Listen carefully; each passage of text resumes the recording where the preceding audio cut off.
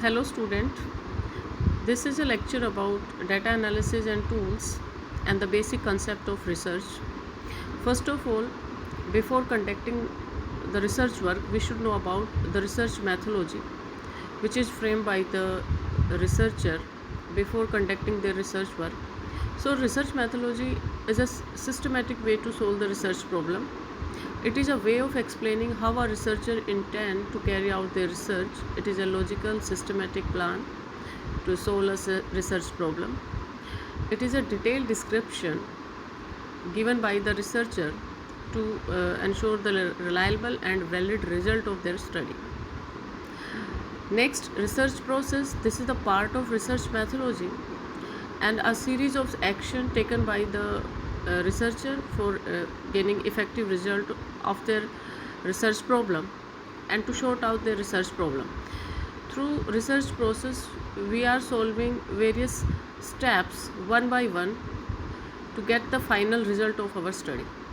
Next, very much important part of the study is data analysis. In this part, we are using various kind of tool and technique to sort out the research problem, and a long process followed by the researcher to sort out data, to cleaning their data, to making very much effective and valuable to their data for getting the final result of the study. Next, what is data? We are continuously talking about data. So next question is, what is data? So data is a information. Data is a information in form of quantities, character and symbol that are very much valuable for the researcher. They collect these valuable information for their study, and data are typically the result of parameters. We use some kind of parameter to collect these kind of data, this kind of information. They are in the form of alphabets, numbers, symbol, figures, audio, visual, and we convert these information into the valuable or logical information for our study, which are having a valid information for the research work. Next type of data, we can categorize data into two parts, qualitative and quantitative. Broadly, if we divide the data, so basically these are two type of data on which we done our study. The first one, qualitative data, which are having qualitative information about the population or sample. So we can divide qualitative data in as a categorical form, like gender or getting the demographic profile of the consumer. Category means gender is a variable and male and female their category. So in this way, if we collect such kind of information, so these information are only qualitative information that are not so much important for our study, but only provide some kind of frequencies to our research work. So when anything which are in form of category, it is called qualitative data. We can apply only frequency distribution, or if we use some kind of categorical variable, so we can use rank method for analyze qualitative data. Next, quantitative data.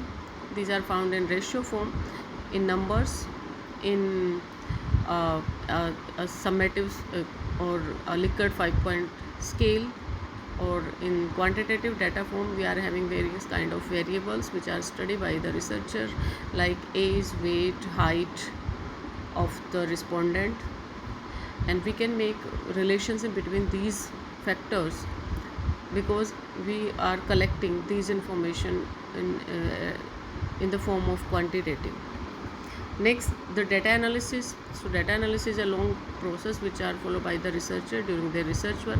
First of all, we are collecting data through conducting survey method, questionnaire, face-to-face interview method.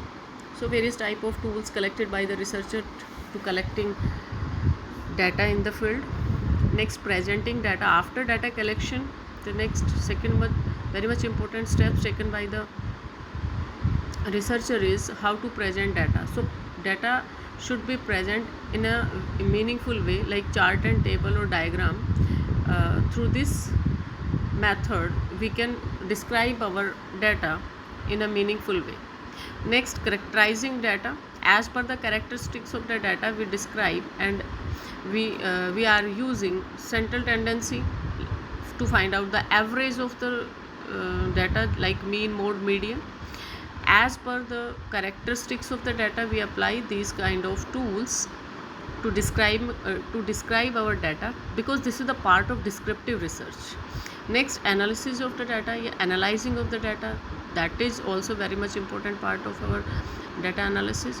It means after getting the result of characterizing data, we are analyzing the result, then what is exactly the meaning of data. Next, interpretation means how to represent your final decision or final result of the study, how to solve the research problem, how to prove your research hypothesis by getting the value which you have identified through the data analysis process. So the final steps, the final stage of the study is interpretation of data, which are very much effective for decision making.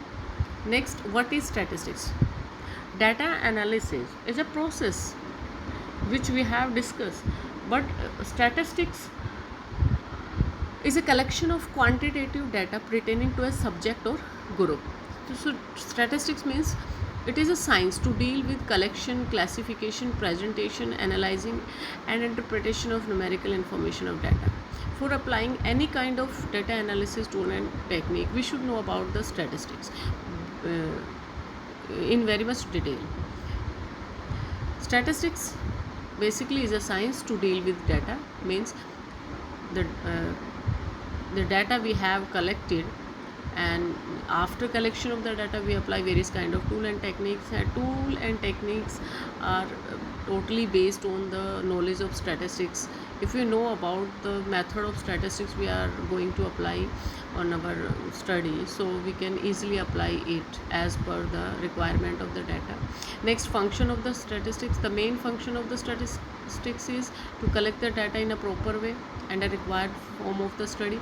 Next, to simplify the data in an understandable way, which are easily understandable by the researcher. Next, to provide tool to measure the result. It is helpful to formulating prediction and testing hypothesis and comparison between different kind of factors which are under study by the researcher. Next, need of statistical tool.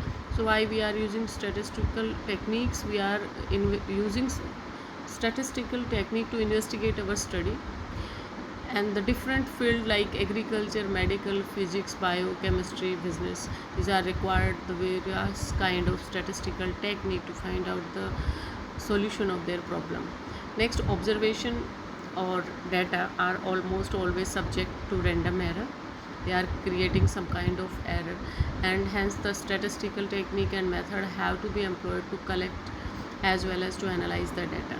So if we see the experiment phenomena, these are divided into two parts, deterministic and randomly. So data analysis, which we are already discussed the process of data analysis, these are having two phase. This is called experimental phenomena phase, and these are broadly divided into two parts, descriptive research and statistical and inferential statistics.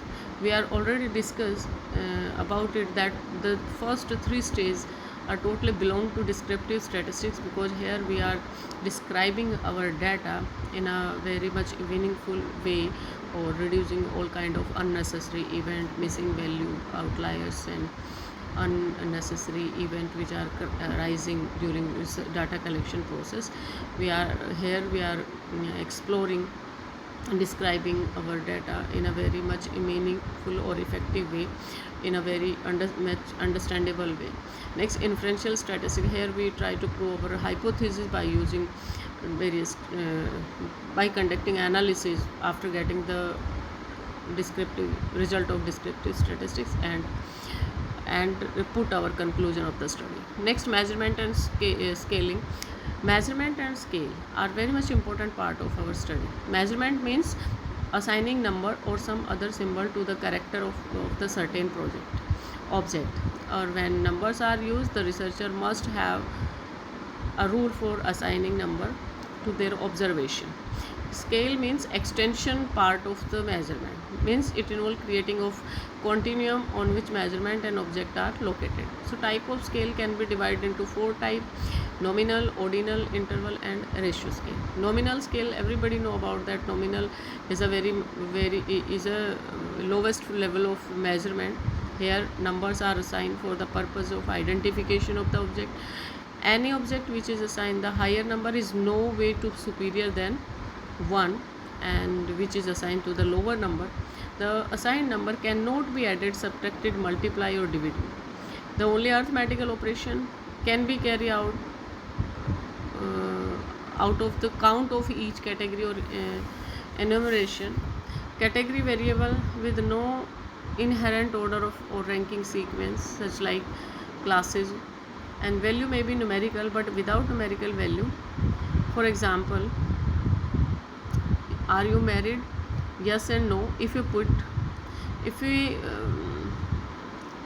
data entry, if you do data entry in the computer, we assign a number. Yes allowed to 1 and no allowed to 2. So here it means 1 means not a superior than second. Yeah, second means not a inferior than 1. Here 1 and 2 is just like the code of the answer. Next, ordinal scale. One of the limitation of nominal scale is that we cannot say whether the assigned number to an object is higher or lower than one assigned to another option. The ordinal scale measurement take care of this limitation. This is the next higher level of measurement. An ordinal scale measurement tell whether the object has more or less of characterized than some other object. Variable with an inherent rank or order, that is mild, moderate or severe, can be compared for quality or greater or less, but not how much greater or less. It is helpful in comparing but not know about exact value of the difference. Next, interval scale. It take care of the limitation of ordinal scale of measurement, where the difference between the scores on the ordinal scale does not have any meaningful interpretation. In the interval scale, the difference of the score on the scale have meaningful interpretation. The several interval scale measurement in the next higher level of measurement. It is assumed that the respondent is able to answer the question on a continuum scale.